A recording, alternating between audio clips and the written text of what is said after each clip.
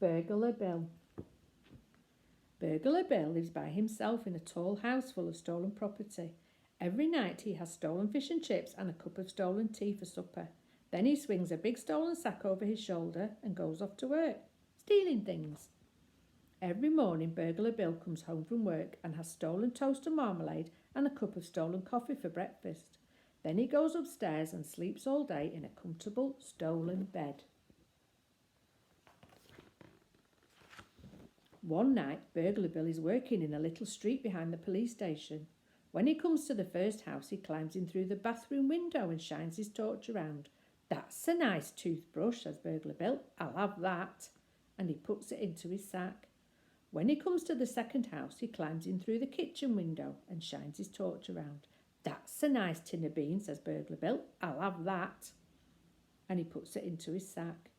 When he comes to the third house, he climbs in through the bedroom window and shines his torch around. "That's a nice hat and coat and pair of trousers and shoes and socks," says Burglar Bill. "I'll have them," and puts them into his sack. When he comes to the 16th house, he stops. There on the front step is a big brown box with little holes in it. "That's a nice big brown box with little holes in it," says Burglar Bill. "I'll have that." In the distance, the town hall clock strikes 5. "Time to stop work," says Burglar Bill. He swings the sack over his shoulder, picks up the box and goes home to have breakfast. After breakfast, Burglar Bill plays with his cat by the fire. Suddenly, he hears a noise. "Sounds like a police car," says Burglar Bill.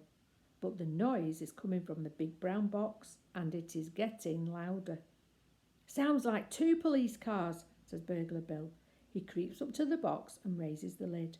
"Blow me down," he says. "It ain't no police cars. It's a baby." Burglar Bill puts the baby on the table. "What was you doing in that box, baby?" he says. But the baby only keeps on crying. "All alone," says Burglar Bill. He pats the baby's little hand. "A orphan." But the baby only keeps on crying. Then Burglar Bill says, "I know what you want, grub." Burglar Bill gives an apple to the baby, but still the baby cries. He gives a slice of toast and marmalade to the baby, but still the baby cries. He gives a plate of beans and a cup of tea to the baby. The baby eats the beans, throws the cup of tea on the floor and starts to laugh. "That's better," said Burglar Bill. "I like a few beans myself." Burglar Bill sits by the fire and wonders what to do. The baby is crying again. He gives the baby a football to play with. The baby throws the football at the cat and keeps on crying. He gives the baby a book to look at. The baby bites a hole in the book and keeps on crying. He sings a song and plays the piano to the baby.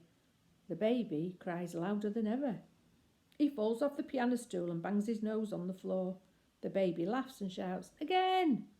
"Again?" says Burglar Bill. He rubs his nose. "I didn't want to do it the first time."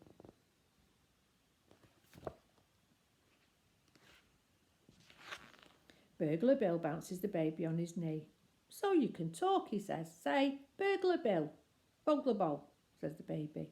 "Say, Peter Piper picked a peck of pickled pepper," says Burglar Bill. "Bogler Bol," says the baby. Suddenly, Burglar Bill feels his knee getting wet and smells a smell. "Pooh," he says, "I know what you want." "Pooh," says the baby. Burglar Bill changes the baby's nappy. He doesn't have another one, so he uses an old bath towel instead.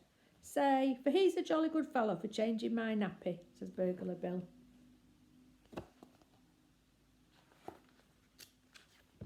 Burglar Bill plays with the baby and shows it round the house. He feeds it again, changes its nappy again, washes its clothes and hangs them on a line in the kitchen. When night comes, he takes the baby for a walk in the park. "Say, run for it if you see anybody," says Burglar Bill. "Run for it," the baby says. At 12 o'clock, Burglar Bill comes home, puts the baby to bed and goes to bed himself. Soon he is snoring softly and dreaming of his childhood days. Suddenly, he wakes up. Downstairs there is a noise. It is a noise that Burglar Bill has heard before. The noise of someone opening a window and climbing carefully in. Blow me down, says Burglar Bill. I'm being burgled. Burglar Bill creeps to the top of the stairs. Down below, a torch is shining and a voice says, "That's a nice umbrella, I'll have that." Burglar Bill creeps down the stairs. The voice says, "That's a nice tin of beans, I'll have that." Burglar Bill creeps along the hall and into the kitchen. The voice says, "That's a nice date and walnut cake with buttercream filling and icing on the top, I'll have that." Burglar Bill puts on the light. There, with a black mask over her eyes and a hand in the bread bin, stands a lady. "Who are you?" says Burglar Bill. "I'm Burglar Betty," says the lady. "Who are you?" Burglar Bill puts on his own mask. "Oh," says Burglar Betty, "I know you. It's Burglar Bill. I seen your picture in the Police Gazette." Then she says, "Look here, I'm ever so sorry, breaking in like this. If I'd have known—" "Don't mention it," says Burglar Bill. He holds out his hand. "Pleased to meet you."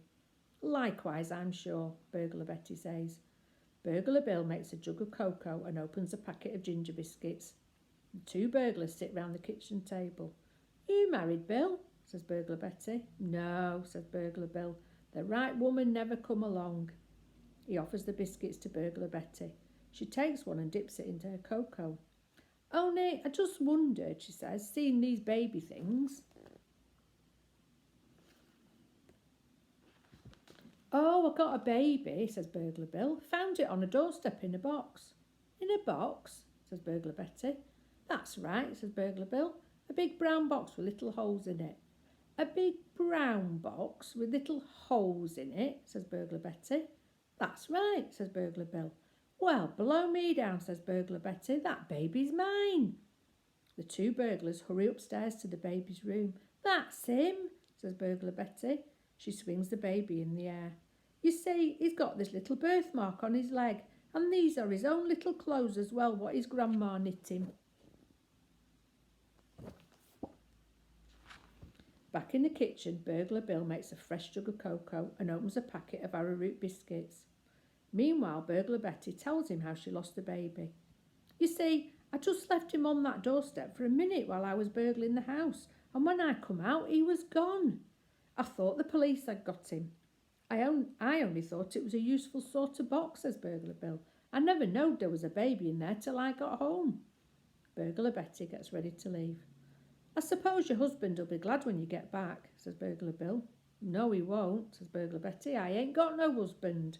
She dabs a little hanky to her eyes. "You see, I'm a widow lady."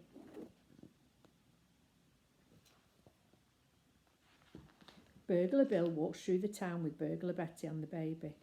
"You know, Betty," he says, "getting burgled like that gave me a fright." "I know what you mean," says Burglar Betty. "Losing my baby like that gave me a fright." "I can see the error of my ways," said Burglar Bill. "I've been a bad man." "Me too," said Burglar Betty. "I've been a bad woman. I've been a terrible woman." Just then the baby starts to cry. "Shh," says Burglar Betty. "You'll have the police after us." Burglar Bill looks over his shoulder.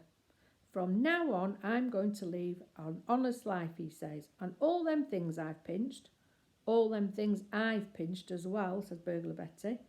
"All them things," says Burglar Bill. "Mine and yours, Betty. We're going to give them back."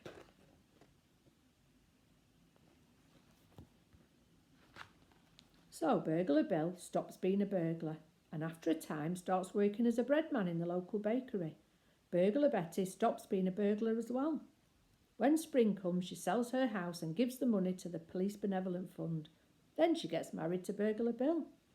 Outside the church, Bill stands with the baby in his arms. "Say, Bakery Bill," he says. "Bakery Bill," says the baby. "Say, for he's a jolly good fellow for marrying my mum," says Bill. "Say, for she's a jolly good fellow for marrying him," Betty says. In the distance, the town hall clock strikes 4. Bill, Betty and the baby leave the church, walk down the little street behind the police station and go home to have their tea.